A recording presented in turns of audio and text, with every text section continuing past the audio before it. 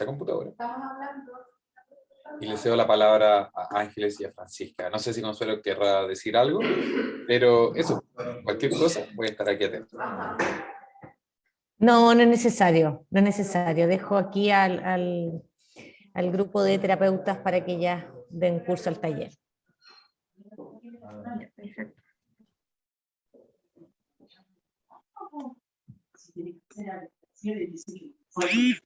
Ya, entonces vamos a dar inicio al taller. Permítanme ampliar la pantalla. ¿Ven la mini camarita de Zoom o no se ve? ¿Solo se ve la pantalla? Se ve la pantalla solamente. Ah, ya. ¿Me veo yo? Yo por lo menos sí te veo, Ángeles. Yo creo que depende de la configuración de cada uno. Ah, ya. Ah, sí me apareces por Zoom tú, pero aparte de la pantalla, ¿no? Ah, ya, perfecto. Entonces voy a darle inicio a la presentación. Ya, ahí está. Perfecto. Ya.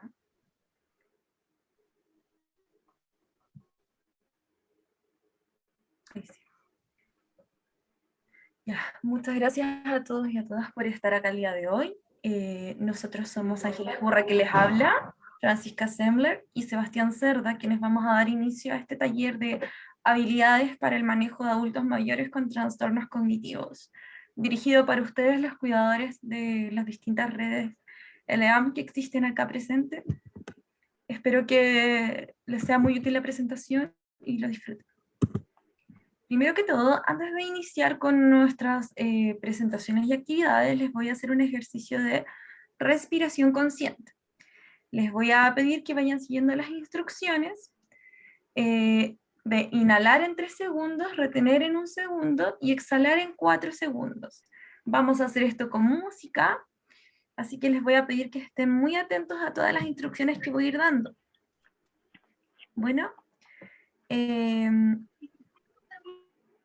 perfecto, vamos a iniciar.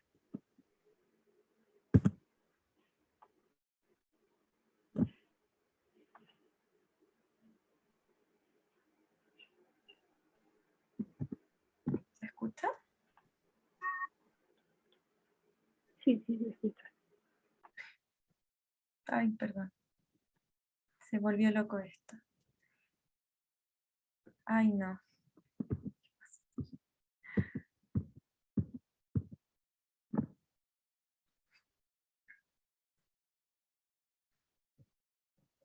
Ya, demos inicio. No sé qué pasó ahí con la música. Ya, lo primero que todo es que vamos a mirar esta bonita imagen que está acá de un bosque. Vamos a retener esta imagen en nuestra mente y vamos a cerrar nuestros ojos. Cerremos nuestros ojos y vamos a respirar en 3, retener en 1 y exhalar en 4. Les voy a ir pidiendo que vayan siguiendo las instrucciones de mi voz. Les pido que inhalemos. 1, 2, 3. Retenemos 1 y exhalamos en 1, 2, 3, 4. Repetimos 1, 2, 3. Retenemos. Exhalamos 1, 2, 3, 4. Vamos 1, 2, 3. Retenemos 1, 2, 3, 4. Exhalamos. Vamos sintiendo lentamente nuestro cuerpo. Vamos sintiendo la posición en la que estamos. ¿Estamos cómodos? Vamos sintiendo nuestros pies lentamente. ¿Cómo se sienten nuestros pies? ¿Están fríos? ¿Están calientes? ¿Cómo nos sentimos nosotros? Vamos sintiendo nuestro cuerpo lentamente. Vamos subiendo por nuestros pies. Lentamente. Respiramos. 1, 2, 3. Retenemos. 1, Exhalamos. 1, 2, 3, 4. Vamos subiendo lentamente por las piernas. ¿Cómo se sienten nuestras piernas? ¿Están cansadas? ¿Cómo nos sentimos?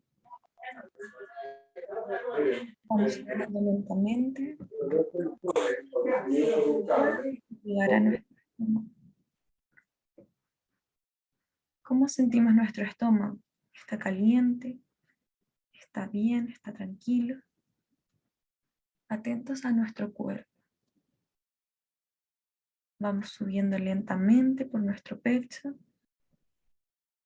Sentimos cómo entra el aire desde nuestros pulmones y cómo infla nuestro pecho. Exhalamos. Inhalamos. 3. Exhalamos. 4. Vamos a nuestra espalda, nuestros hombros. Sintamos cómo se siente nuestra espalda. Movemos ligeramente nuestros hombros de forma circular. Vamos sintiendo cómo se siente nuestro cuello, cómo está nuestro cuerpo.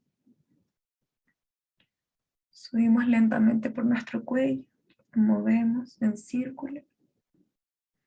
Subimos hasta nuestra cabeza y nos quedamos aquí, en nuestros pensamientos. ¿Qué estamos pensando en este minuto? ¿Estamos conectados con nuestro cuerpo? ¿Nuestra mente está en otro lugar? ¿Estamos preocupados de lo que tenemos que hacer después? ¿Dónde está nuestra mente ahora mismo?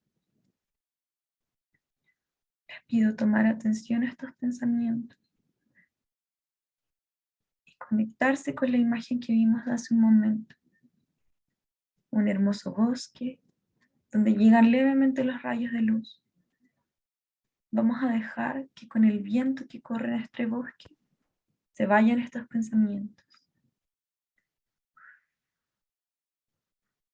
Se llevan todos los pensamientos de lo que tenemos que hacer, de lo que no hemos hecho.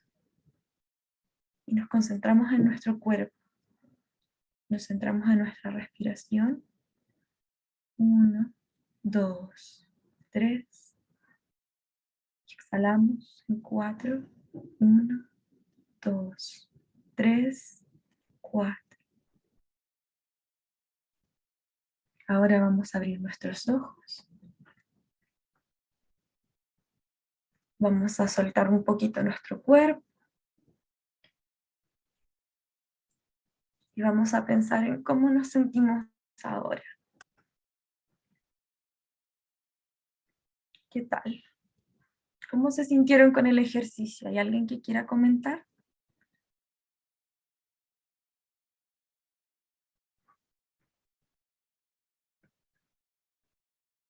Si gustan pueden escribir por el chat.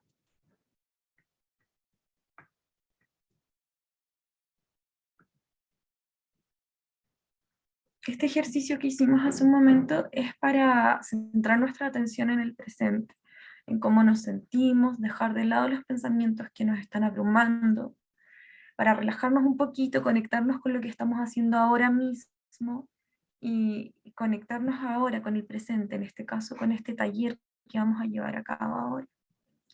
Bueno, lo ideal es que con este tipo de ejercicios uno pueda relajarse y centrarse en lo que está sucediendo.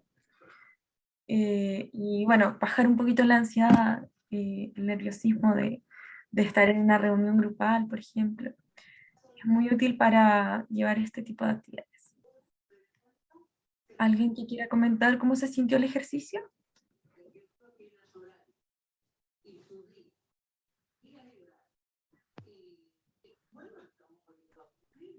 ¿No? Ya, perfecto. Entonces vamos a continuar con nuestra presentación.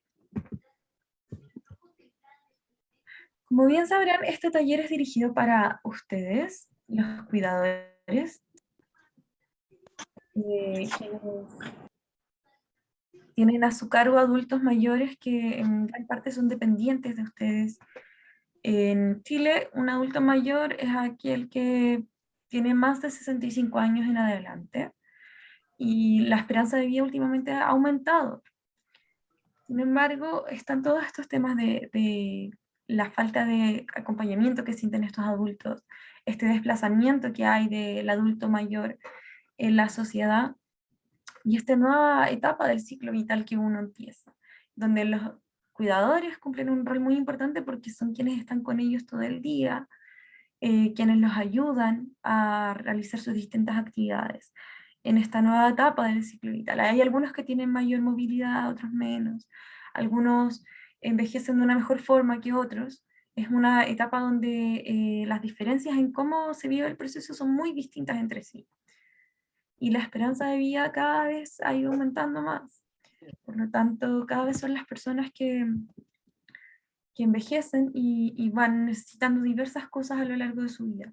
Y acá es donde el rol de los cuidadores cumple una de las grandes funciones, que es acompañar a este adulto mayor en esta condición que él requiere de apoyo, que muchas veces puede ser, por ejemplo, desde que están postrados en cama hasta que, por ejemplo, se pierden si salen solos. Entonces ahí el cuidador, en este caso ustedes, es quien lo está acompañando en su dependencia y en las enfermedades que están enfrentando estas personas. Las distintas enfermedades que abordan a los adultos mayores, en este caso vamos a centrarnos principalmente en las neurocognitivas, es decir, todas las que tienen que ver como con el Alzheimer, los déficits cognitivos que van haciendo que en cierto sentido se vaya perdiendo esta memoria, esta conciencia del adulto mayor.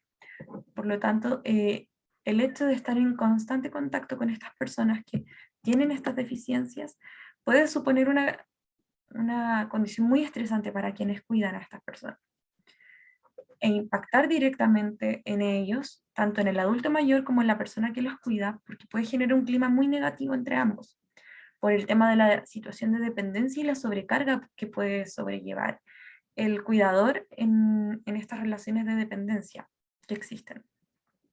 Por lo tanto, tenemos también el otro lado, que es el adulto mayor, quien está con este sentimiento de haber perdido esta autonomía, de sentirse en cierto sentido inútil, apoyar más a las personas que lo rodean, o el hecho de haber perdido su autonomía, siendo que estamos en una sociedad que se valora mucho la independencia, el poder realizar nuestras actividades por nosotros mismos, y donde no están las condiciones para solicitar ayuda a un cuidador.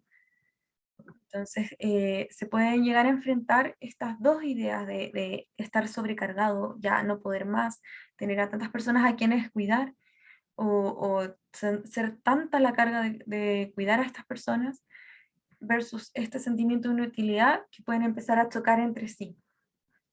Por lo tanto, es muy importante tratar de sobrellevar esto de la manera más amena, porque también, a pesar de que hayan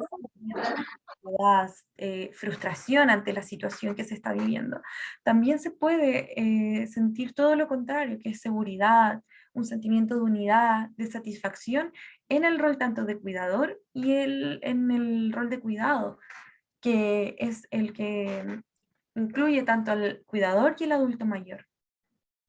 Por lo tanto, por eso este taller es dirigido a ustedes, los cuidadores, quienes son los que están ahí dando la cara y apoyando a estas personas que están en distintas situaciones de dependencia. Y es lo que queremos hacer el día de hoy para ustedes, entregarles algunas herramientas para sobrellevar esta situación. Para ello, lo más importante siempre va a ser tener conocimiento de cuáles son los trastornos neurocognitivos que están abordando al adulto mayor y las distintas enfermedades también que estos sufren, así como las distintas áreas donde afectan estos trastornos. Los trastornos cognitivos van generando un déficit en el funcionamiento normal de la persona. Hay un declinamiento de las habilidades y funcionamiento normal de una persona. Hay cosas que puede esta persona ya no hacer como las hacía antes o que le cuestan más. Y suelen aparecer constantemente en la etapa de envejecimiento, es decir, cuando uno entra a la etapa de adulto mayor a partir de los 65 años. Una de las enfermedades neurocognitivas más frecuentes es el Alzheimer. es una de las que tiene el gran porcentaje de incidencia en los adultos mayores. Y como bien sabemos, afectan áreas como la memoria, la atención y la orientación de esta persona, es decir, que a veces no sabe dónde está, o pareciera que no nos está escuchando, o le cuesta más procesar la información que uno le está diciendo, y esto nos puede traer distintas dificultades a nosotros como cuidadores. Entre las menos frecuentes que se dan son el Parkinson y el deterioro de los cuerpos de Lewis. Por lo tanto, la principal es el Alzheimer y distintos deliriums o demencias que tienen que ver también con lo mismo. Sebastián. Hola. Se llaman trastornos neurocognitivos en el sentido de, o sea, a ver, separemos la palabra primero. Neurocognitivo se separa en neuro y en cognitivo. Neuro viene de neuronas, y esto significa que las neuronas de la persona empiezan a afectarse. Como que hay una disminución de su funcionamiento o de lleno pueden irse... Disculpen, ¿quién tiene el micrófono prendido?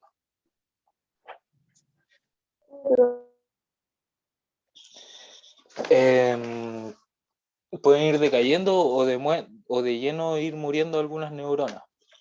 Esto por la parte neuro. Y cognitivo en el sentido de que estas enfermedades afectan a uno o más de las funciones cognitivas que nosotros tenemos. Las funciones cognitivas son la atención, la memoria, el lenguaje, las habilidades visoespaciales, la motricidad, la percepción y las funciones ejecutivas. Y la orientación igual. Las funciones ejecutivas son como lo que yo puedo asumir como que es más complicado de entender, y es como cuando nosotros unimos todas estas, ¿cómo se llama? Todas estas funciones para realizar un propósito mayor, como por ejemplo manejar un auto. Manejar un auto requiere de nuestra función ejecutiva en el sentido de que usamos más de una función cognitiva para hacerla. Necesitamos tener puesta nuestra atención, nuestra memoria en el proceso, las habilidades visoespaciales. Entonces de habilidades las que necesitamos tener activas para hacer propósitos, o sea, funciones más complejas. Los trastornos neurocognitivos se dividen en leves y en mayores, y se distinguen el uno del otro según la gravedad de los síntomas. O sea, qué tanto déficit cognitivo tiene de uno y cuántas áreas del funcionamiento están implicadas. Por ejemplo, en el Alzheimer no es solamente la memoria la que está implicada, sino que es la memoria, la orientación, el tema de la atención, las funciones ejecutivas. No es solo, son varias o sea, el tema del lenguaje igual, son varias funciones cognitivas las que se ven afectadas. La causa más común de un trastorno neurocognitivo en mayores de 60 años es un trastorno neurodegenerativo, que es cuando tenemos, o sea, hay una distinción. El trastorno neurocognitivo es como el decaimiento en sí y cómo explicarlo en función de cuáles son las funciones que vamos perdiendo. Pero el trastorno neurodegenerativo se va definiendo en torno a cómo nuestro cerebro va pasando por una etapa de pérdida neuronal. Como mencionó Ángeles anteriormente, la enfermedad de Alzheimer es la que más incidencia tiene dentro de las enfermedades demenciales y tiene una incidencia del 66%. Es por eso que también más adelante vamos a hablar respecto a algunas herramientas, pero enfocadas más hacia el lado de la memoria, porque el Alzheimer es bien conocido porque la memoria es en gran medida como lo que más lo que más se ve desde afuera que afecta como a la persona, a la persona en sí que está aquejada por el problema y a las personas que los cuidan. Otros factores que pueden producir un trastorno neurocognitivo son afecciones no degenerativas, o sea, como lesiones o infecciones. Estas pueden ser una conmoción, como un golpe, traumas que generen sangrado en el cerebro o en las capas que tiene el cerebro, coágulos en la sangre que pueden terminar dirigiéndose hacia el cerebro, formar algún trombo, algún impedimento en el que haya un correcto flujo de lo que circula en el cerebro, que es el líquido cefalorraquídeo, y sangre en sí misma. La meningitis, que es una enfermedad que da cuando, o sea, que es como una infección entre las cortezas que hay arriba del cerebro. La encefalitis, la septicemia, el consumo excesivo de alcohol y drogas, y deficiencia de vitaminas. Eso. Sigue con la siguiente lámina. Hola a todos, quería agradecerles por la presencia de ustedes el día de hoy y siguiendo con lo que habían dicho Ángeles y Sebastián, entonces a modo general nos vendríamos encontrando con un deterioro normal o fisiológico con la edad. Como bien dijeron y como bien sabemos, cuando uno se va volviendo mayor, distintas funciones se van deteriorando. Este deterioro se puede volver patológico cuando comienza a interferir con la independencia en el desarrollo de las actividades diarias, es decir, por ejemplo, como bien dijo Sebastián, el manejar, o puede ser ir al baño solo, cocinarse, olvidarse de comer, salir a la calle y desorientarse, y que va a implicar entonces un compromiso de la inteligencia que no necesariamente se traduce en una alteración del CI, sino que compromiso de habilidades específicas como las que había nombrado anteriormente.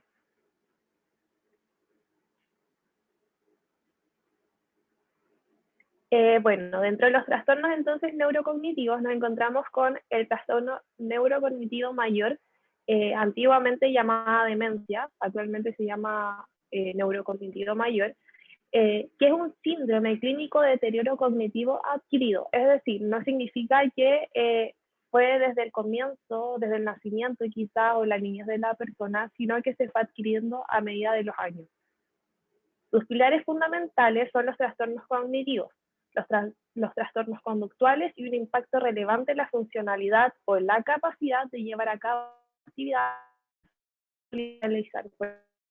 Esta persona podía salir, ir a un negocio que queda cerca de su casa a comprar pan, pero hoy en día ya no puede hacer eso porque salir se desorienta y no sabe dónde está, se siente perdido. Y obviamente al sentirse perdido le causa mucha frustración porque en los más de los casos estos trastornos es el Alzheimer. Y es una situación de salud que incrementa su frecuencia de manera acelerada y que tiene un alto impacto individual y social. Alto impacto a nivel individual porque la persona ya no se siente a sí misma como se sentía o como se veía anteriormente, porque muchas de sus habilidades, sus cualidades se han ido deteriorando. Y a nivel social, porque personas se tienen que hacer cargo de ellos, por ejemplo, familiares, o como bien sabemos ustedes, y esto va generando, por así decirlo así, puede generar ciertos conflictos.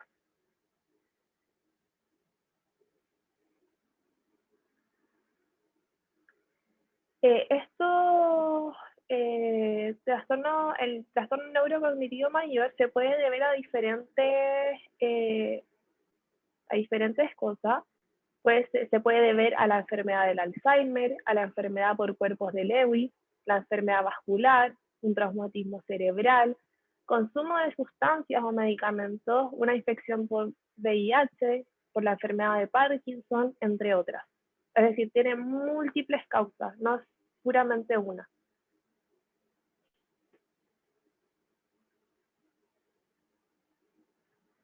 Bueno, el delirium es otro tipo de trastornos neurocognitivos y se presenta como una alteración de la atención o de la conciencia acompañada de un cambio cognitivo con respecto a la situación basal. Es decir, no es algo que viene del nacimiento, no es algo que viene de la niñez, sino que la situación basal inicial o la base de la persona se ha ido siendo dañada. Y es una alteración en la atención o de la conciencia. ¿A qué queremos llegar con esto? Es decir, la atención se manifiesta por una disminución de la capacidad de dirigir, de centrar, de mantener o de desviar la atención. Y en cuanto a la alteración de la conciencia, se manifiesta por una disminución de la orientación referente al entorno e incluso a sí mismo. Como había dado este ejemplo anteriormente, de la persona que ahora sale y se desorienta, no sabe dónde está, siente que se perdió, siente que no conoce a los demás, también hay una pérdida del conocimiento de sí mismo, porque ya no se ve así como se veía antes. Hay muchas veces que no saben quiénes son.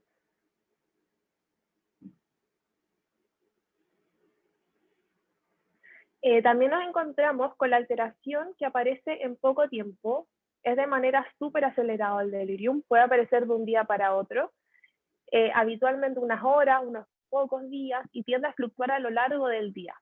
Es decir, a menudo vemos que el delirium se acentúa en las noches, donde las personas se despiertan, tienden a salir, se pierden, se desorientan, y cuando se reducen obviamente estos estímulos externos para orientarse.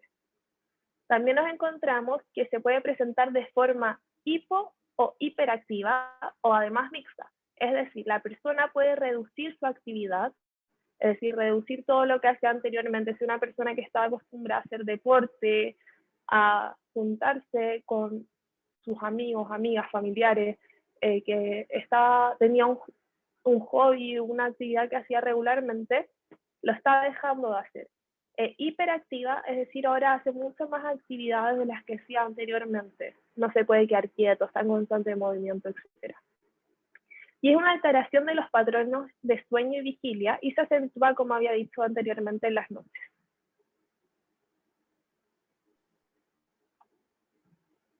Bien, vamos a continuar ahora con el Alzheimer, que como bien decíamos anteriormente, es una de las enfermedades que mayor porcentaje tiene de incidencia en los adultos mayores. Lo que pasa con el Alzheimer es que existe una teoría de que se produce porque existe una proteína, la beta-amiloide, que se empieza a acumular en las neuronas de los abuelitos, o sea, de las personas que sufren de esta enfermedad. ¿Y qué genera esta proteína? Es como que tapara un canal, por ejemplo. Entonces, lo que pasa con esta proteína es que no deja que la información traspase de manera correcta entre las neuronas entre sí, porque como bien ustedes deben saber, o quizás no, nosotros funcionamos por impulsos nerviosos, o sea que todo lo que nosotros vamos a hacer, por ejemplo, desde mover una mano, mirar, tratar de recordar algo, todo pasa por nuestras neuronas para poder ejecutar una acción. Por eso es tan importante cuando se ven atrofiadas las funciones ejecutivas, porque son aquellas que nos ayudan a decidir, a procesar la información, a resolver problemas. Y es una de las principales funciones que se ve afectada cuando uno se enferma de Alzheimer. Entonces, ¿qué empieza a pasar? Que este deterioro hace que el cerebro se atrofie y las neuronas al fin y al cabo, como no les llega la energía, se mueran, o sea que se desconectan y dejan de funcionar.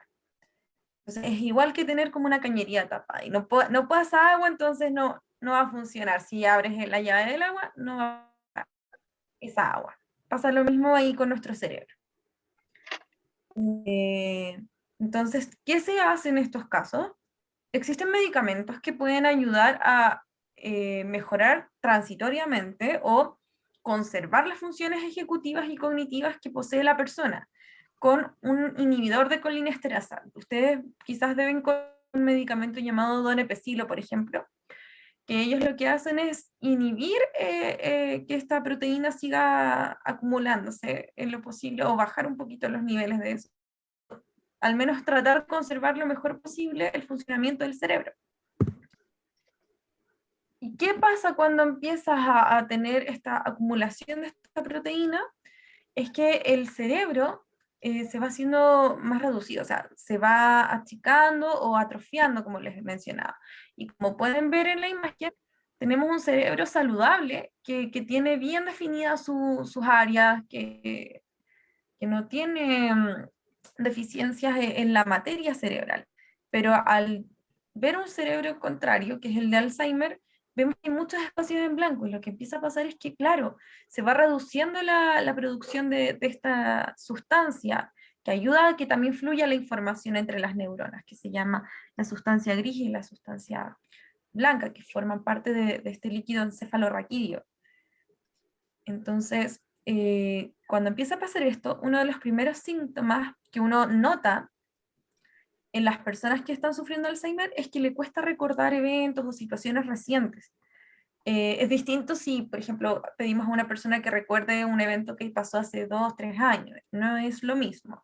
Pueden haber dificultades para recordar, pero cuando no te acuerdas de lo que comiste en la mañana, bueno, quizás eso es muy trivial, pero por ejemplo, del nombre de una persona que conociste ayer, eso puede dar indicios de que algo está pasando con la memoria. El hecho de no recordar aquello que pasó hace poco. Entonces, lo que empieza a pasar es que uno lo que más ve es este deterioro en la memoria al principio. Y empieza a costar llevar a cabo tareas cotidianas, como por ejemplo cocinarse o salir, empiezan a tener estas dificultades. Pero hay otros aspectos donde uno también nota cuando una persona está sufriendo Alzheimer, y es que existe un cambio en este comportamiento. Empiezan como a aislarse, quizás no se incluyen en la conversación, porque a veces puede pasar esto que se desorientan, o no saben quiénes son ustedes por un minuto. Entonces, ese tipo de cosas sufre cuando las personas viven Alzheimer. Sebastián. El Alzheimer podemos pasar por 3 fases. Y estas fases van dependiendo de la complejidad con la que, o sea, la complejidad del deterioro y la vigilancia que hay que irle poniendo. Por ejemplo, en la fase leve el deterioro es menos y la vigilancia que requieren es menos también. Requieren como una vigilancia parcial, después vamos avanzando y van requiriendo vigilancia a las 24 horas hasta llegar a que necesitan ayuda a las 24 horas, hasta llegar más allá aún y requerir y tienen una dependencia total. Entonces, como que ese es el camino como de la dependencia, así como que ya, vigilancia parcial, vigilancia a las 24 horas después, ayuda a las 24 horas y después dependencia total. En cuanto al deterioro de las funciones cognitivas, hablando de la memoria y la concentración, por empezar con uno, en el estadio 1 pueden empezar con pequeños despistes, pequeños olvidos, y después avanzar hasta ya olvidar hechos recientes y hechos lejanos, y llegar más allá todavía y empezar a olvidar todo. Otro aspecto importante para identificar el deterioro es la capacidad para reconocer. En el estadio 1 dicen que no hay tanta alteración, pero ya más adelante, en el estadio 2 y 3, empieza a tener dificultades para empezar a recordar algunas palabras y no se acuerdan poco de las cosas que han leído en su vida, y después ya más avanzado no se pueden acordar ni siquiera de los propios familiares. A nivel de deterioro de la orientación, en el estadio 1 podemos encontrar que pueden perderse solo en la calle, así inmediatamente. Esto puede empezar a pasarle al tiro, apenas empieza la enfermedad en la fase 1, empezar a perderse en la calle, así que hay que tener súper atención con eso. Ya pasando a la fase 2, pueden empezar a como no sé si perderse es la palabra adecuada, pero sí tienden a desconocer lugares dentro de su propia casa. Y ya después en el estadio 3 pueden tener desorientaciones totales, que no saben cómo llegaron a cierto lugar, no saben en qué época están, en qué año están, cómo llegaron ahí. Entonces hay una desorientación total ya más, ya llegando como al estadio 3. En cuanto a cómo son socialmente, pueden partir con algunos pequeños cambios de personalidad, de empezar a comportarse de formas que no se habían comportado antes, hasta llegar eh,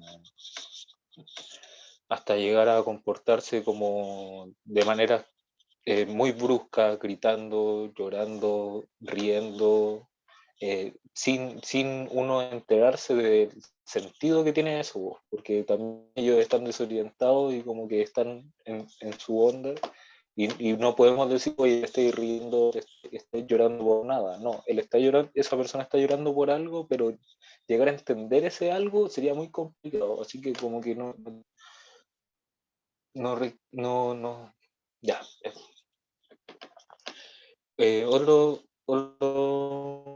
Otro cambio de comportamiento respecto a la situación social puede ser que queden inmóviles por mucho tiempo. Eso. Respecto a cómo se comunican con los demás, en la fase 1 podemos empezar con apatía, o sea, como con el desinterés por lo que le pasa al otro, aislamiento y cambios bruscos de humor. Después ya más avanzada la enfermedad puede ir empobreciéndose el lenguaje y más adelante aún pueden empezar a no comprender las cosas cuando le hablan. O sea, como que van olvidando las palabras y el sentido de las palabras y cómo se juntan las palabras. El lenguaje en sí es complejo, pues. Entonces como que si van perdiendo algunas de las estructuras básicas del cómo se comunican, van perdiendo la capacidad para comunicarse generalmente. Y después ya muy avanzada la enfermedad pueden quedarse en mutismo, o sea, como que de verdad abandonar cualquier intento de comunicarse con otra persona. Eso respecto a la fase de la enfermedad.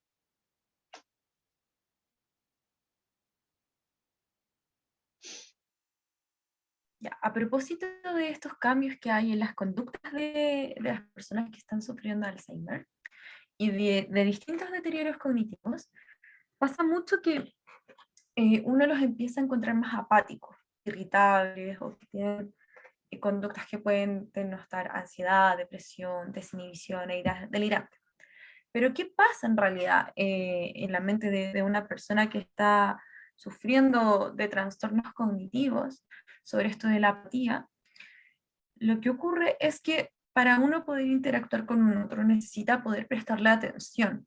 Y a veces estas conductas que uno califica como apatía, o sea, de que está mala onda, por así decirlo, o es una persona antipática, que no es capaz de comprender a los demás, es porque quizás no está pudiendo concentrar su atención en la otra persona que le está hablando, pero no es como que tenga un sentimiento negativo hacia esta otra persona, probablemente es la misma incapacidad de este trastorno neurocognitivo existente que no le permite también conectarse con este otro. Como mencionaba también Sebastián, se pueden volver irritables, que se enojan de la nada, a veces se ponen a reír de la nada.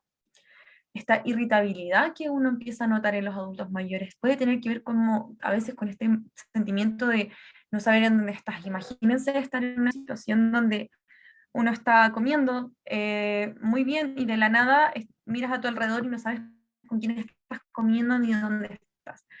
Eso debe ponerte en una situación más irritable, o el hecho de no comprender del todo el por qué estás en un lugar, como es el caso de los hogares, puede hacer que te sientas más irritable. Y de esta manera contestarle mal a las personas que están cuidando de ti, alejarte de estas personas, tener estas conductas un tanto extrañas, de manera que uno no los llega a comprender y puede generar esto en una persona mucho desagrado y rechazo por este adulto mayor que está apático, irritable. También puede surgir mucho estas conductas de ansiedad, tanto en el cuidador como en la persona que está sufriendo de este deterioro cognitivo. Es decir, que se ponen ansiosos por lo que les pueda pasar, porque hay veces en las que se dan cuenta que están olvidando, y eso puede traerte mucho miedo en cuanto a que un día me puedo perder, que no sé quiénes son estas personas, y esto puede generarte mucha angustia. Entonces pueden empezar a tener estas conductas que denotan ansiedad y son difíciles de manejar en ese sentido, porque calmar a una persona que no sabe dónde está, no sabe quién le está hablando, puede llegar a ser muy complejo. También pueden empezar a tener conductas que nos dan indicios de depresión, o sea, de que hay unas conductas que se deprimen, que están apáticos, que ya no hacen las cosas que les gustaban antes, y decidieron de un día para otro que ya no quieren hacerlo, y no, probablemente está con este baja de ánimo por una posible depresión que está desarrollando a causa de este trastorno neurocognitivo. Y se alejan, no quieren estar cerca del cuidador, eh, da la impresión de que lo rechazan, y eso puede traerle al cuidador muchos sentimientos negativos hacia esta persona. Y por otro lado también están las conductas de desinhibición. Como los trastornos neurocognitivos te afectan directamente en el área de la función cognitiva y de la función ejecutiva, nuestra zona del cerebro, acá la más frontal, es la que se encarga de regular nuestras conductas sociales con otras personas. Y puede ser que algunos adultos mayores manifiesten conductas inadecuadas, como por ejemplo hipersexualizadas, que generen mucha incomodidad a las personas que lo cuidan y a su alrededor y familia. Entonces uno piensa, ¡oh, qué extraño está esta persona! Esto no corresponde. Qué maleducado uno puede llegar a pensar. Y es porque el área en la que más te afecta estas enfermedades son un área que ayuda a controlar todo nuestro comportamiento y a dilucidar cuando algo está bien, cuando algo está mal, cómo resolver estos problemas, qué decisiones tomar. Entonces, esta desinhibición puede tener este origen más bien orgánico. Y por último están las ideas delirantes. Probablemente haya pasado que de la nada un adulto mayor le ha dicho como que usted quiere hacerme daño, usted quiere robarme, usted es una persona mala, porque empiezan a tener estas ideas irracionales de que algo quieren hacer contra ellos porque no saben dónde están, o porque es una forma de protegerse tener estas ideas. Por lo tanto, son algunas de las conductas que pueden llegar a ser muy difíciles de sobrellevar con estas personas mayores.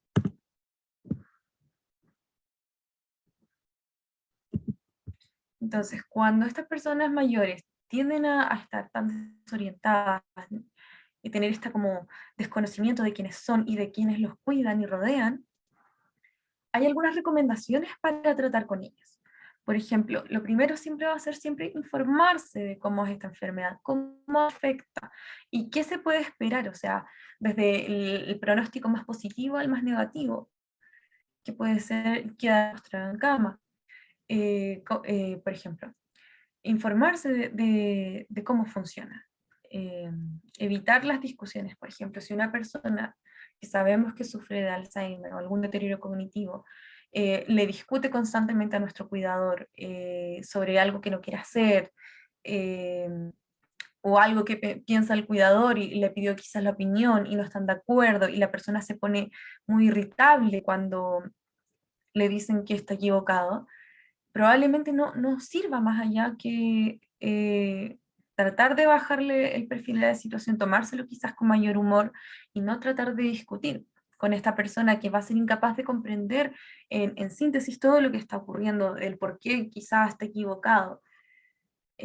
Hablar lento, claro y mirando a los ojos. Esto es una forma muy básica de transmitirle a una persona que estamos con él atentos a lo que nos está diciendo y de que nos importa. El hecho de mirar a los ojos quizás hace sentir esta conexión que quizás el adulto mayor, al no estar del todo consciente en la situación en la que se encuentra, el hecho de que alguien te esté mirando a los ojos puede hacerlo sentir como un poco más de afecto por esta persona. Transmite mucha conexión el hecho de mirar hacia los ojos. Como bien decía, usar el humor, o sea, no tomarse todo tan personal. en el sentido de que quizás esta persona no te quiera atacar a ti porque le caigas mal, no es que te quiera llevar la contraria porque tiene algo en contra tuya, sino que probablemente es la manera que ha tenido de sobrellevar esta situación. Entonces, quizás no tomárselo todo tan personal, utilizar el humor, reírse un poco más de la situación en la que uno está inmerso, que bueno, a veces puede ser muy complejo el tratar de usar el humor cuando uno está muy negativo en estas situaciones. No solicitar tanto recordar situaciones del pasado, porque probablemente les sea muy difícil. Entonces, por ejemplo, pero acuérdate quién soy yo soy tu amiga.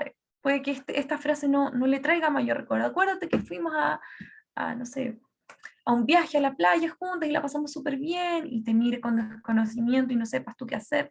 Debe ser súper frustrante estar en esa situación para usted. Aceptar la enfermedad, es decir, no ignorar, no pensar que esto no tiene remedio, sino que tiene sus pros y sus contras, tiene pros en el sentido de que aún hay habilidades que aún puede conservar y cosas que puede hacer. Y uno como cuidador pedir ayuda con esta situación, no quedarse solo, ir quizás a algún grupo de cuidadores o con los mismos compañeros de trabajo, poder comentarle esto a algún amigo, acudir a talleres que te puedan servir a ti para sobrellevar mucho mejor la situación de cuidado, que puede generar mucha sobrecarga y es muy complejo estar en esa situación.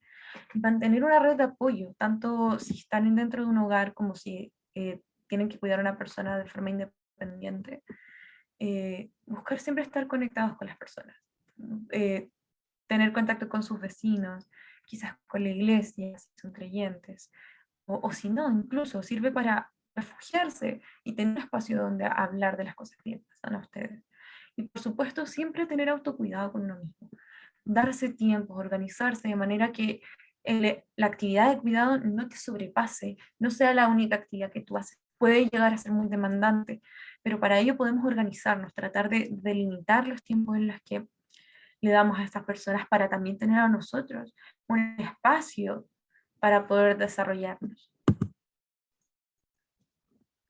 Entonces, ¿qué competencias habría que desarrollar para poder relacionarse con un adulto mayor?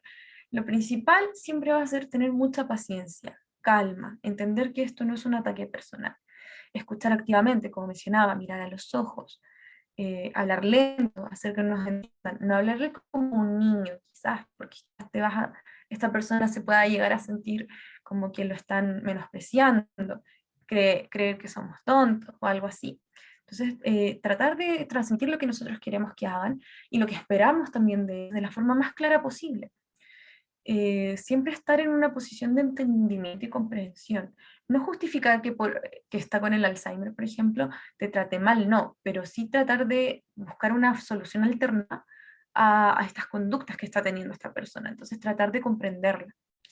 Y por lo tanto, también trabajar mucho nuestra empatía. El hecho de las típicas frases de ponernos en los zapatos de los otros. No quiere decir que vamos a aceptar todo lo que vaya a ocurrir, pero sí vamos a tomar nuestras limitaciones y nuestra forma de comprenderlo. Y esto siempre va a tener que ver con cuidarnos a nosotros mismos, ver también cuál es nuestro límite que podemos aguantar y hasta cuándo nos podemos sobrecargar con estas tareas. Y tratar de comprender que, claro, esto puede tener un origen en las enfermedades, pero quizás hay otras alternativas para abordarlo. Y que no nos hundamos en una desesperación de no saber más qué hacer. Buscar ayuda, hablar con amigos, hablar con familiares, con otros cuidadores. Quizás qué otras técnicas utilizan ellos para poder abordar a una persona que es muy difícil.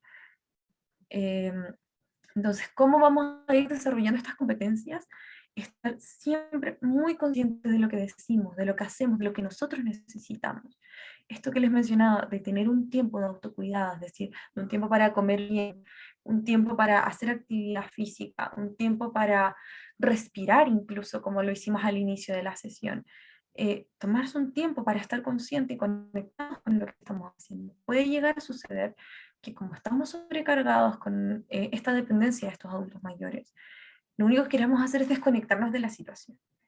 Pero a veces puede ser lo peor porque nos podemos aislar en nosotros mismos, podemos ponernos también nosotros más apáticos y las conductas que tienen estas personas que a veces son muy irritables nos afecten mucho más.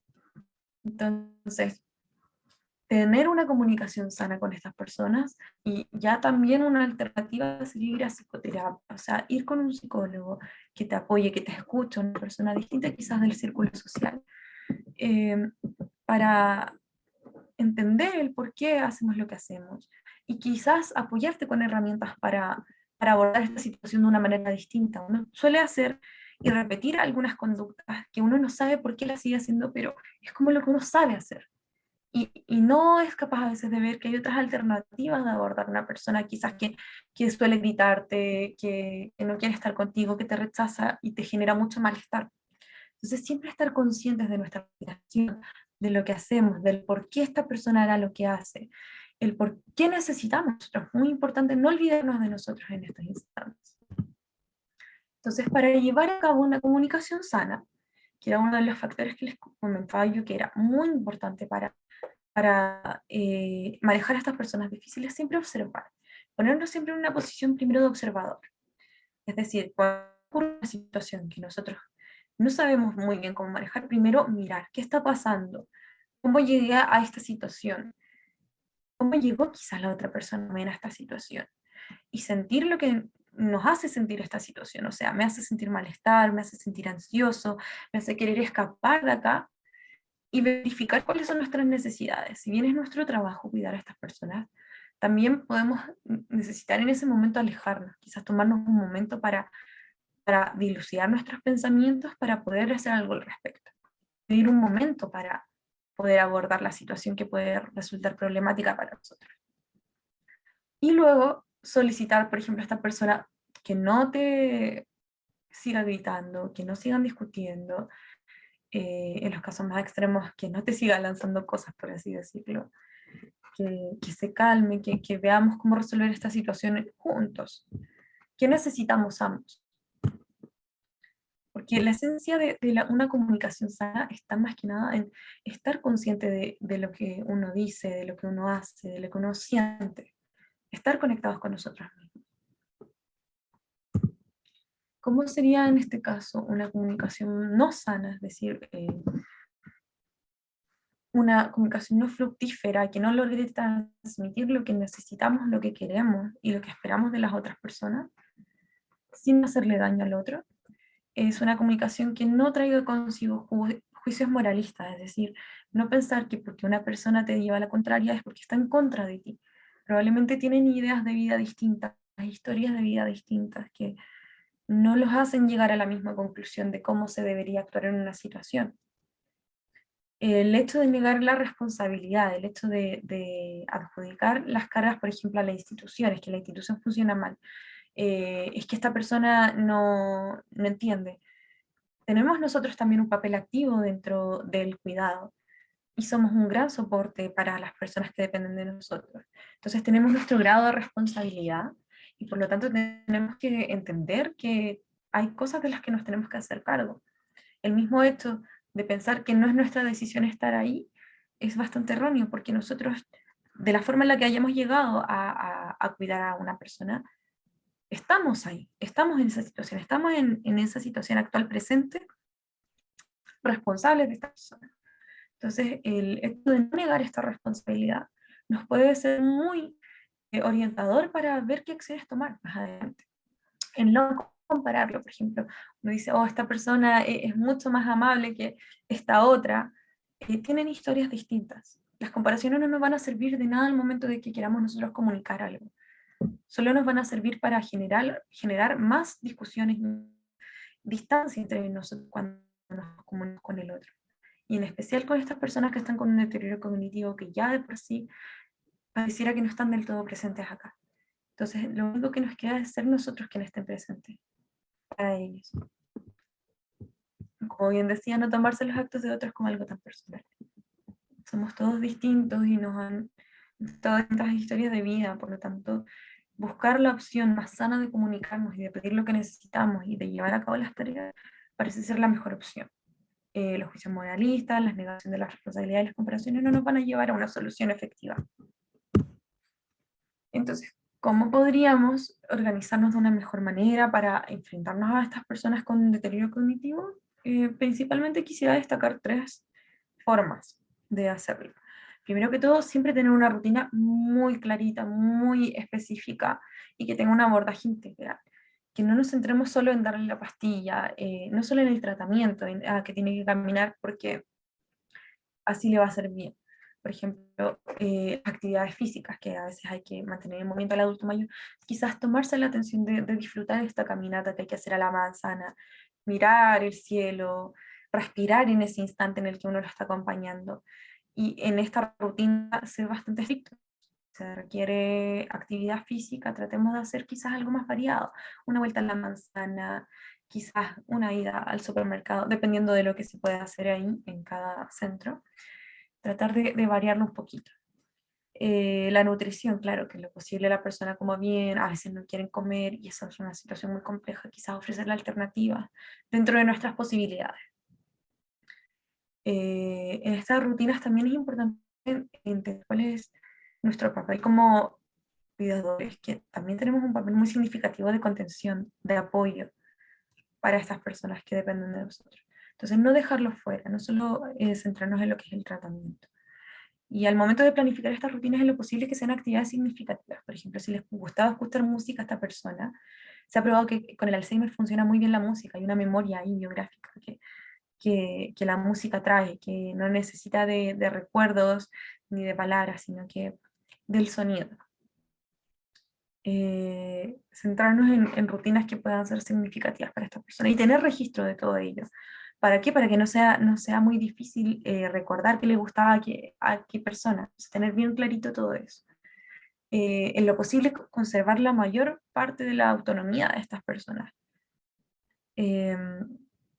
Porque nosotros entendemos que hay diferentes grados de dependencia, entonces buscar alternativas de actividades que quizás no lo haga lo mejor posible, pero que ponga en la mesa, que a veces quizás falte una cuchara, si la mandas a poner tenedor, cuchillo y cuchara, y se olvide siempre la cuchara, pero tratar de ser como bien específico con las instrucciones que sea, ve a dejar este tenedor a la mesa, por ejemplo, para que ayude. O escribir cartas, escribir recetas de comida, que si es que a la persona le es significativo esto y le gusta, pero siempre ser bastante acotados y específicos, pero tratar de compensar un poco este sentimiento que hay de esta persona de sentirse inútil, y también de eliminar un poco de carga que tenemos nosotros como cuidadores al momento de trabajar con una persona dependiente. Y por supuesto, tratar de trabajar la estimulación cognitiva.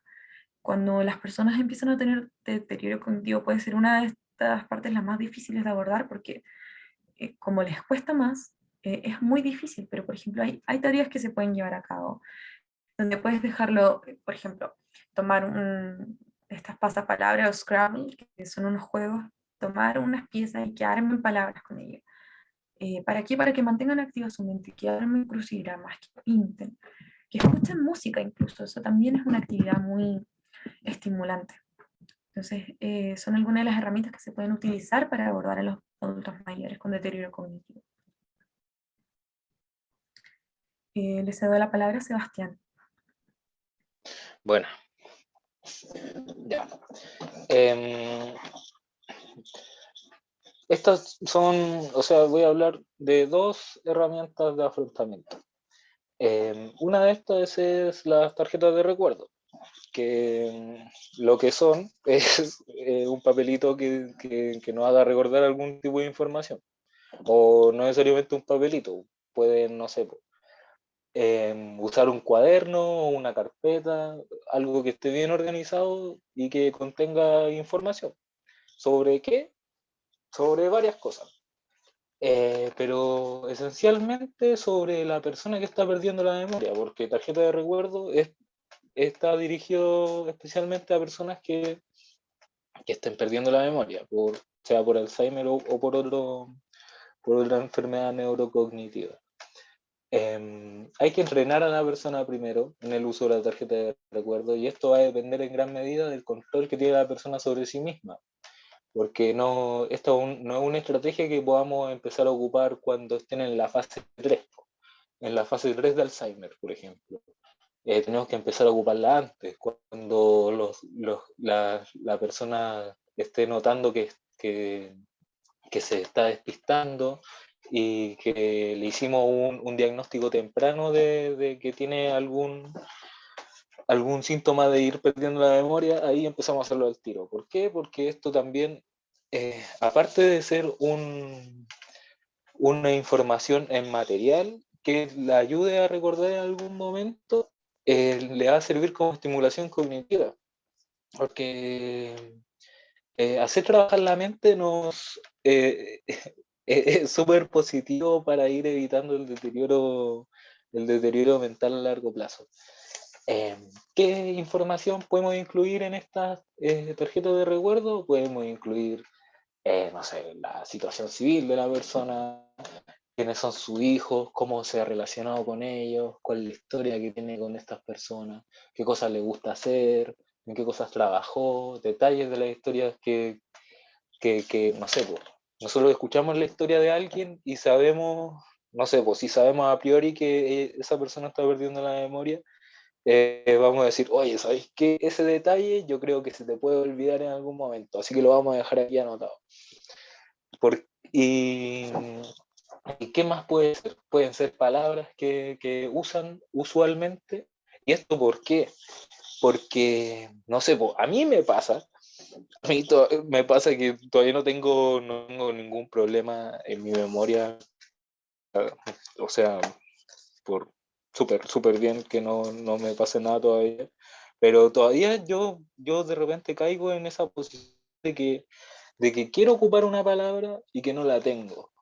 Y que eso detiene mi cognición, no sé, por un par de minutos. Y me genera angustia a mí que no tengo ninguna enfermedad que esté relacionada con esto. Entonces, en ese sentido, podríamos tener una recopilación de las cosas que son relevantes para la persona y que le molestaría en algún momento necesitar usar y que no pueda usarla. ¿Y esto en qué sentido? Esto le sirve a la persona y le sirve a ustedes, porque la gente suele descompensarse porque se le olvida qué está pasando. O sea, como hoy, ¿cuáles son las palabras que quiero ocupar ahora? Sí, uno en realidad no sabe de repente las cosas que se le olvidaron a la persona y que necesita recuperar para sentirse mejor. En ese sentido, lo propongo también como una técnica que les puede ayudar a los cuidadores, en el sentido de que tengan que poner la mínima cantidad de energía en el momento de la crisis, de la descompensación de la persona, para que puedan darle respuesta. Entonces, no sé, pues tenemos un cuadernito con los recuerdos de la paciente X y la intentamos ayudar a hacer recordar eso que se le olvidó y que le generó la descompensación en vez de tener que compensarla con medicamentos, por ejemplo. Otra cosa que podría ir en estas tarjetas de recuerdo son las instrucciones de ciertas cosas, como mencionó Ángeles recién. ¿Cachai? O sea, como cómo poner la mesa, en qué lugar van las cosas cuando tiene que poner la mesa una persona que tiene dificultades para recordar las cosas. Puede ser sobre cómo la orientación, por ejemplo, también nos puede ayudar a abordarla en el sentido Igual me cuesta, de me decía, igual me cuesta N, y eso es lo que me da más lata, pues, ¿cachai? Y aparte que el loco tampoco nunca...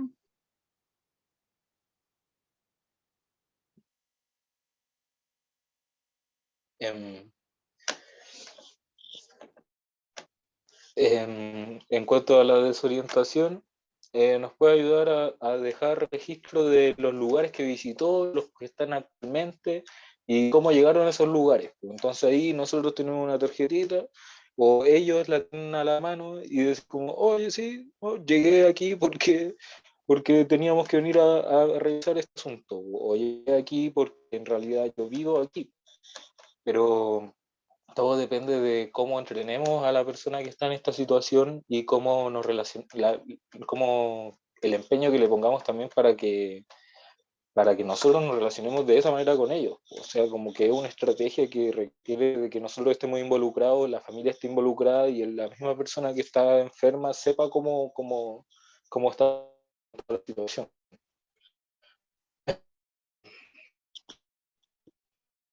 Respecto a de recuerdo. ¿Puedes pasar la siguiente lámina, por favor? Ya. Establecer procedimientos de reacción. Esto yo lo pienso en el sentido de cómo organizar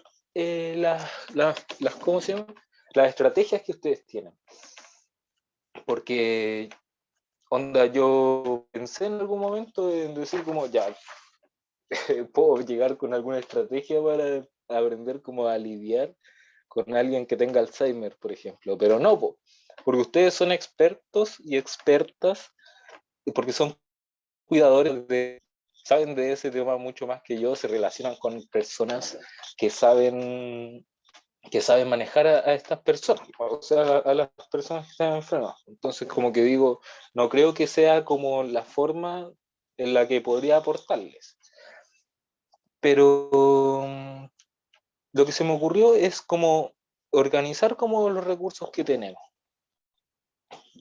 Esto debe establecer procedimientos de reacción. Todo esto es como dejar por escrito lo que tenemos que hacer para que en el momento en que las cosas pasen, nosotros podamos responder lo más rápido posible y tener que invertir la menos cantidad de energía posible. Me refiero a conductas y a emociones, porque la semana pasada hablamos del burnout y es importante que nosotros no tengamos que poner tanto de nosotros mismos en las situaciones conflictivas, si no vamos a terminar desinflados. ¿De qué se trata de establecer procedimientos de reacción? Primero que todo, nosotros tenemos que conocer de antemano las etapas con las que se desarrolla la patología.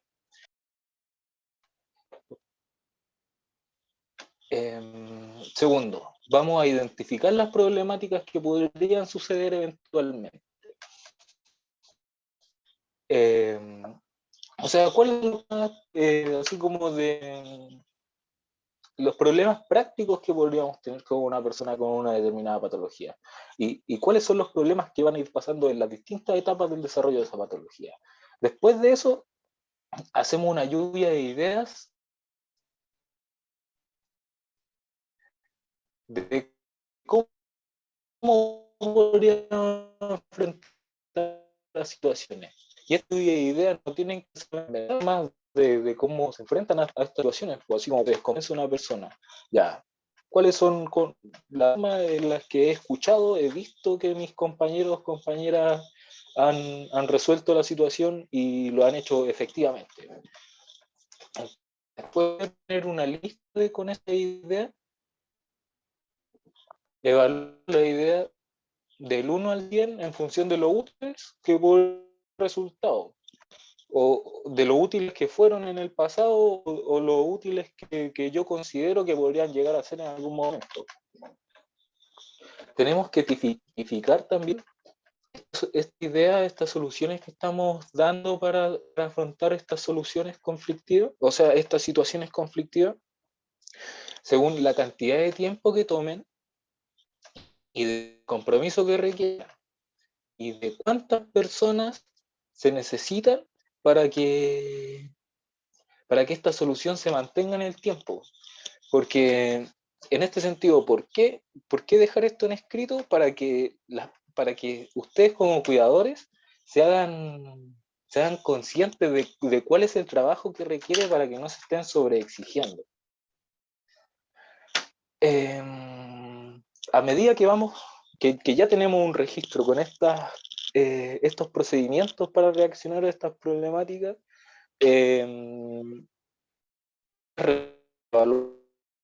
a medida que las vamos ocupando, determinado, y yo decía, esta me funciona, ahora ya está funcionando un 70 nomás,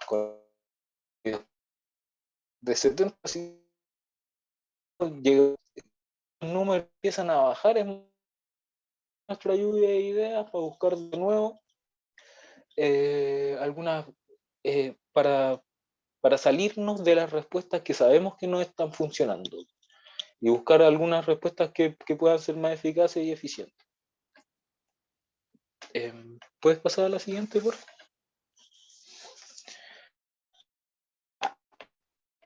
El objetivo de esta herramienta era mencioné anteriormente, reducir al mínimo el requerimiento energético que le ponemos a la atención de las personas que estamos cuidando. Esto en el sentido emocional, en el sentido conductual.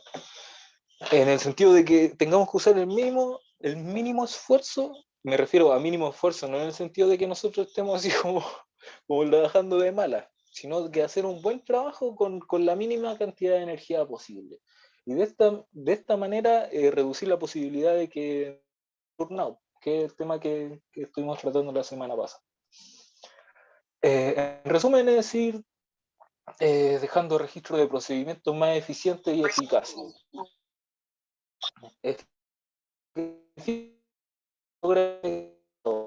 Vamos a darle respuesta al problema. Estamos solucionando el problema. Eso significa eficaz.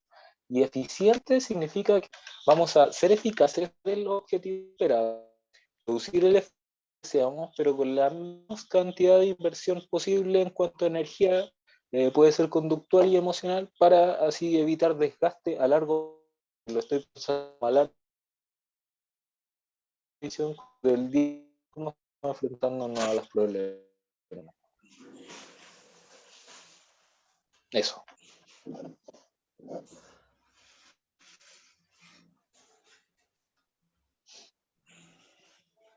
Bueno, para ir finalizando, nos gusta saber la estrategia que utilizan ustedes para personas de deterioro cognitivo. Si gustan, pueden escribirlo por el chat o pueden hablar, prender sus micrófonos, como gusten, para hacerlo más participativo, perdón.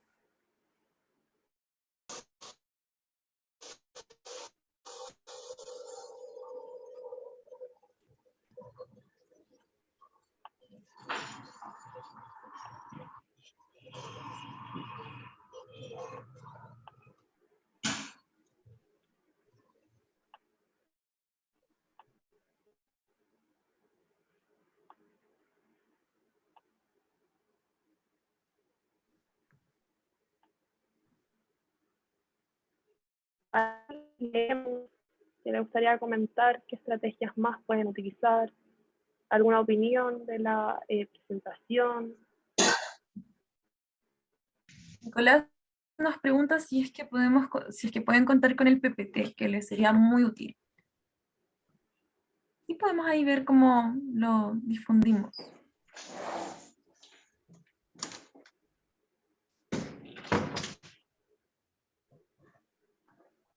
¿Alguien que quisiera hacernos algún comentario? Adelante, por favor, Nicolás.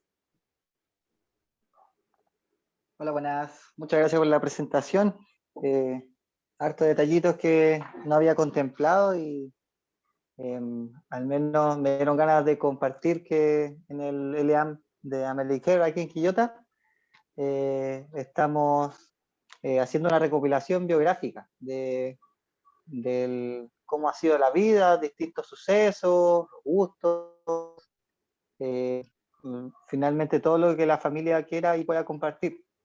Entonces, bueno, igual hay harto material que va a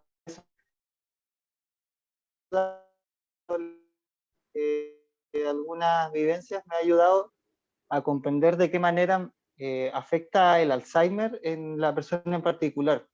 De repente sucesos traumáticos, de repente la forma o el tipo de oficio que desempeñaron, creo que igual marca de manera súper concreta la forma en que se deteriora la persona. Entonces, por ejemplo, me causó mucha simpatía, contamos con un caballero que fue carnicero. Entonces, la semana pasada le dibujé una vaquita, esto no es apto para veganos, disculpen, pero puse una vaquita y le pedí ayuda porque yo tenía que ir a un asado y necesitaba indicar como algún tipo de carne que pidiera. El caballero se manejó súper bien. Entonces, igual me gustaría como me gustó mucho eso de la preparación a través de la tarjeta de recuerdo, que está súper importante y a modo preventivo creo que es una gran idea. Así que agradezco mucho las demás ideas de la presentación. Muchas gracias. Gracias a ti, Nicolás, por Gracias. compartir tus estrategias Gracias, para Nicola. los adultos mayores. Acá tenemos en el chat a Yael, que nos comenta que ellos tratan en la pensión donde trabajan de hacer todo un chiste. Todas las situaciones tratarlas con alegría y distraerlo con una situación agradable. Claro, una de esas alternativas sería cuando la persona está muy irritable, no hay forma de conversar con él, tratar de tomarnos con un poco más de humor la situación y distraerlo, claro, una tarea alternativa, que a veces están muy centrados en que no, que quieren hacer esto, de esta manera, y no hay paso a la conversación. La opción que toma Yael puede resultar muy positiva, tanto para ustedes como cuidadores, como para la persona que está sufriendo de deterioro cognitivo. Me parece... A mí me gustó mucho la técnica que mencionó Nicolás con respecto a dibujar la vaquita y pedirle ayuda. También me da la sensación de que esta persona se pudo sentir útil, porque muchas veces pierden el sentido de utilidad. Entonces, haberle pedido ayuda y que esta persona te haya podido ayudar, haberle hecho recordar, siendo que fue algo en lo que se desempeñó por mucho tiempo, por muchos años, perdón, me parece una técnica súper buena. Y como tú dices, el tema también de la bibliografía que han estado haciendo, también. Claro, es muy positivo, porque ustedes me imagino que están todo el día con estas personas mayores y van formando sus lazos, van conectándose con ellos y van conociéndolos al fin y al cabo. Entonces, claro, Claro. esta alternativa de hacer una biografía, perdón, puede resultar muy positivo para todos dentro de la red. Además que es muy distinto, me imagino yo, que estar día a día con estas personas, vivirlo presencialmente, en carne propia, por decirlo así, entre comillas, hablar sobre esto. Es muy diferente a vivir la experiencia, a que estar quizás como nosotros exponiéndoles un tema y no, quizás en mi propia experiencia no tenerlo, no haberlo vivido yo todavía con alguien. Entonces imagino que es un trabajo súper duro. Me imagino que también puede llegar a ser súper cansador, abrumador, pero el desempeño que ustedes hacen, el trabajo que ustedes hacen, ayudan día a día a estas personas, a estos adultos mayores. A propósito de esto que mencionas, Fran, ¿alguno nos quisiera contar su experiencia, cómo se han sentido, cómo ha sido su trabajo con adultos mayores? Sí, adelante, por favor, Sergio. ¿Cómo les va? Buenas tardes. Y muchas gracias. Como experiencia, en realidad, en algún minuto nosotros trabajamos recurrimos a la familia, le solicitamos fotos de ellos mismos, pero más jóvenes, o rodeados de hermanos, de hermanas, y la verdad que resultó, quizás porque faltó elaborarlo un poquito más, pero en algunos casos, supongamos de las 10 personas que les presentamos estas fotos, y resultó, yo creo que la terapia o la intervención en la mitad. Fueron capaces de decir quién eran ellos, o a algunos por lo menos les llamó la atención, les despertó su interés, porque como que se autorreconocieron frente a esas fotografías que les proyectamos en un retroproyector grande, y algunos incluso fueron capaces de comentar quiénes eran los que estaban al lado, o en algunos les estaban, ellos bailaban, que eran buenos para el tango, que participaron, y resultó en cierto modo, pero quizás faltó elaborarlo más, por eso no se dio en el total de las personas. Pero eso también fue bastante interesante en realidad. Fue como una manera de aplicar la terapia de la música, pero con fotografías. Y me imagino que la instancia fue súper linda ver, me imagino que muchas veces se tuvieron que haber emocionado, y también es una súper buena técnica en el sentido de que muchas veces estos trastornos, o el Alzheimer, o los trastornos cognitivos mayores, se quedan estancados ¿cómo decirlo así?, en una era. Entonces muchas veces no son capaces de reconocer a sus familiares o a sus cercanos desde la apariencia que está actualmente, sino cómo eran en el pasado. Entonces es súper buena manera de ir refrescándole la memoria, de que vayan reflexionando quizá, de que vayan usando esta habilidad pensativa. Exacto. Por acá también nos comentan que les ha resultado súper bien a María José Figueroa con la música, porque recuerda las melodías y sus recursos vuelven. Hay un acercamiento a sus emociones. Efectivamente, la música toca un espacio de la memoria que no necesariamente se va a deteriorar tan fácil como cuando uno sufre Alzheimer o deterioros cognitivos. Resulta muy útil. Me alegro que les haya resultado. ¿Alguien quisiera compartirnos cómo abordan entonces estas situaciones cuando los adultos mayores se ponen más difíciles? ¿Alguien que quisiera contarnos de su experiencia?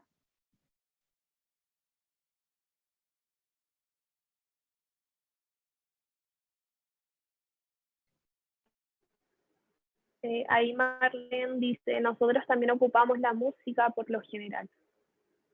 Claro, parece ser un recurso muy positivo el uso de la música para tratar con adultos mayores y una herramienta para manejarlos, ya que ayuda a que sus recursos vuelvan, como nos comenta María José.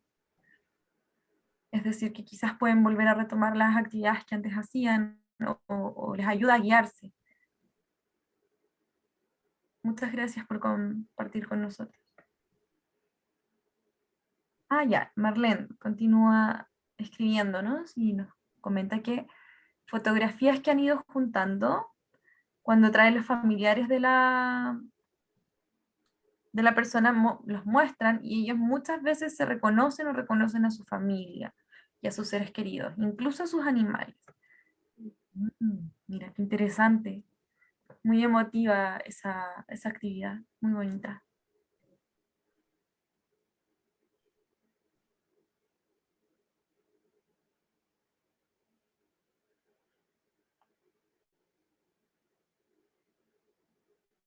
Despierta la emotividad, me imagino.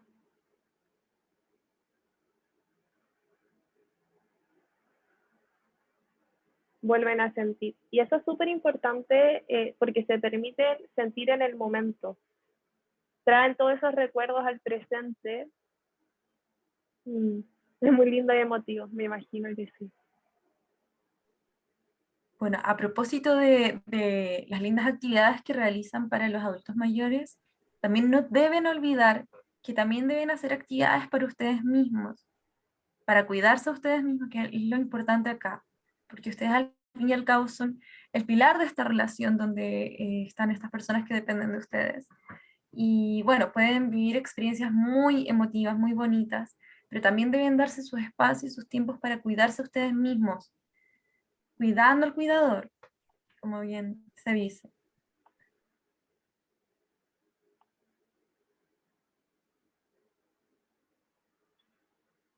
Exacto, pausas de descanso.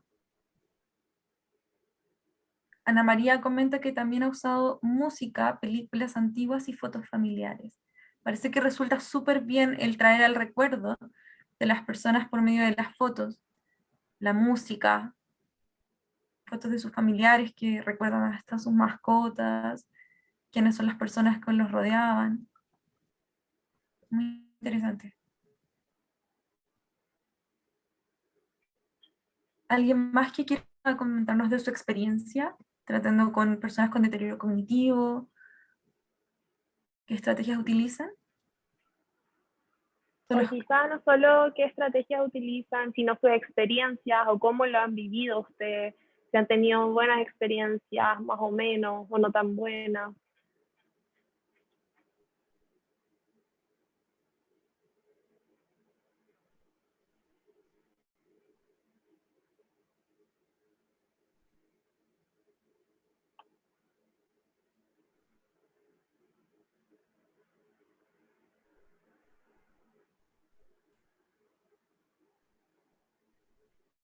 Nicolás, ¿quiere hablar? Adelante, por favor. Ya, gracias. Disculpen que me repita la palabra, pero lo que dije recién era como la parte positiva, pero igual al menos a ratos es recurrente enfrentarnos a personas mayores que estén como bien agitadas cognitivamente. Entonces, igual es súper común que algunas cuidadoras sean golpeadas, que sean gritoneadas. Entonces, con cierta frecuencia igual nos enfrentamos como a esos momentos de estrés. No tuve la suerte de estar en el taller previo que dijeron que era de burnout, pero también me interesa saber qué tipo de herramientas, qué tipo de capacidades se requerirían en ese caso para también cuidarnos nosotros como personal. Y también me agradaría saber más de qué manera generar estas calmas sin recurrir netamente a lo farmacológico o a formas inducidas en las que las personas vuelvan a un estado de calma. Entonces, igual dejo la inquietud por si alguien tiene alguna experiencia por ahí que quiera compartir al otro GLAM. Gracias. Gracias a ti por comentar no solo ese lado quizás bonito, sino ese lado también que genera mucha frustración, que genera angustia, genera estrés, porque imagino que es un trabajo súper complicado estar día a día con adultos mayores que quizás tengan deterioros cognitivos. Puede ser frustrante y gracias por comentarlo en el fondo. Como dijo Nicolás, a alguien más le gustaría quizás comentarle quizás qué estrategias utilizan ustedes en esos momentos, compartirlas entre ustedes.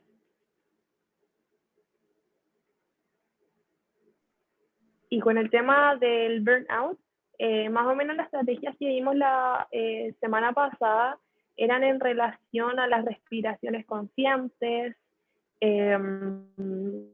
al tema del autocuidado también, de no dejarse a sí mismo de lado, sino también separar este espacio de trabajo y tiempo para el sí mismo, diferenciarlo. A propósito de esta duda que tú tenías sobre cómo calmarlos, no necesariamente con fármacos, por eso mismo es muy importante también hacer todo un trabajo de cuidado de uno mismo. Porque el hecho de que alguien que está en una situación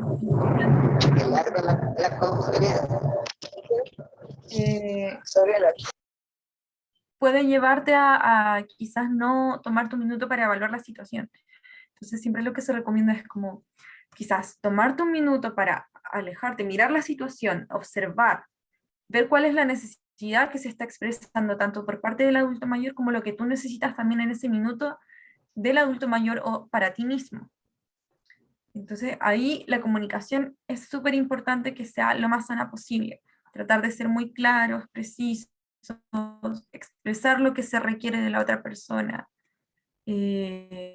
No me imagino en verdad cómo podría ser una explosión de estas personas que se encuentran muy desorientadas o con este deterioro. Entonces desconocería en verdad un poco cómo reaccionan, no sé si golpean a las otras personas o qué se hace al fin y al cabo. Pero el hecho de nosotros también mantenernos en calma, tratar de nosotros mismos también buscar herramientas para abordar estas situaciones difíciles puede que nos ayuden a visualizar de una mejor manera cómo enfrentarnos. Esta misma instancia donde está la posibilidad de compartir entre nosotros alternativas para enfrentarnos a estas conductas que pueden ser un poco más difíciles de los adultos mayores, puede generar un espacio muy rico para conocer técnicas que utilizan otras personas, cómo abordan otras personas. Entonces, si alguien más quisiera también comentarnos de ello, bienvenido sea.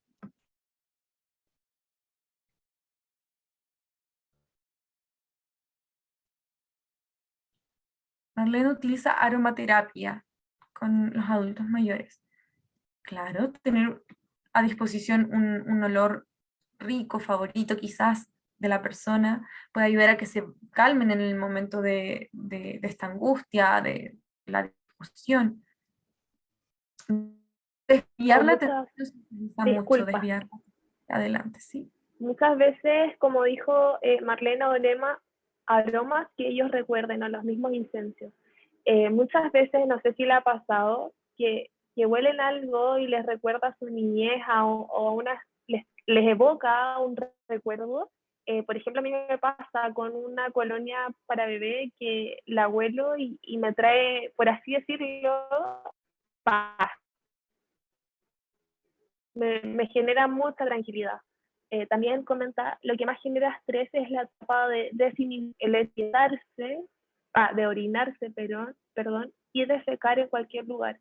Eso altera el resto de los residentes. Y cuando se ponen agresivos con otros residentes. Si el pasto húmedo, el olor a cera, me imagino que puede generar estrés esa etapa. Y también me imagino que para ellos debe ser, no sé, confuso, angustiarse el hecho de estarse orinando, defecando. Y también para ustedes, que esa situación los puede llegar a agobiar. No sé si queda espacio para más comentarios o ya tenemos que ir cerrando. Estamos un poquito justos de tiempo. Pero si alguien más quisiera hablar, adelante, por favor, bienvenido.